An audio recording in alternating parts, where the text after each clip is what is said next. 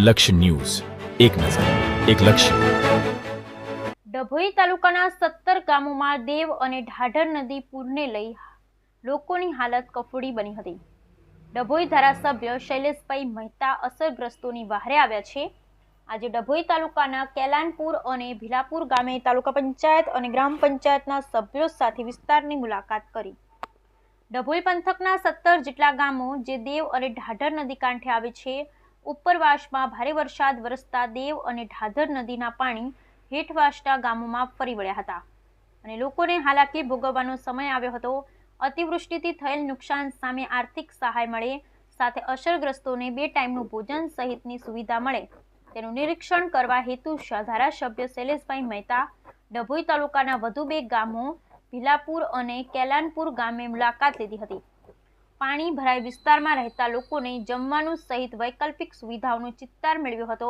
આ પ્રસંગે તાલુકા પંચાયત અને ગ્રામ પંચાયતના સદસ્ય સહિત સંગઠનની ટીમ પણ હાજર રહી હતી.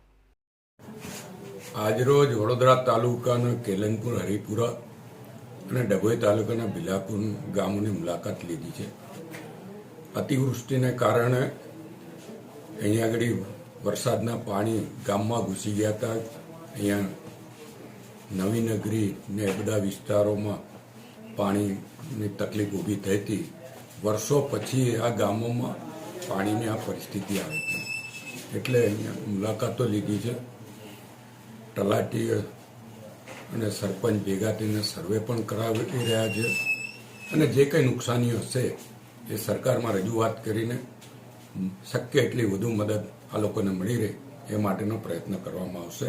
આ મુલાકાત દરમિયાન અમારી જોડે તાલુકા પંચાયતના સભ્ય, અહીંયાના સરપંચશ્રીઓ, તલાટીશ્રીઓ, ગ્રામ પંચાયતના સભ્યો અને ભારતીય જનતા પક્ષના આગેવાનો તમામ ઉપસ્થિત રહ્યા હતા અને જે તે જગ્યાએ જે તકલીફો હતી એ તમામ જગ્યાઓનું નિરીક્ષણ કરીને જે લોકોને તકલીફ પડી છે એ લોકો સાથે પણ ચર્ચા વિચારણા કરી છે અને એ લોકોને વધુમાં વધુ સહાય કેવી રીતે મળે એ બાબતની તલાટી અને સૂચના આપી છે અને પ્રાંત અધિકારીઓ તરફથી પણ સૂચના આવી.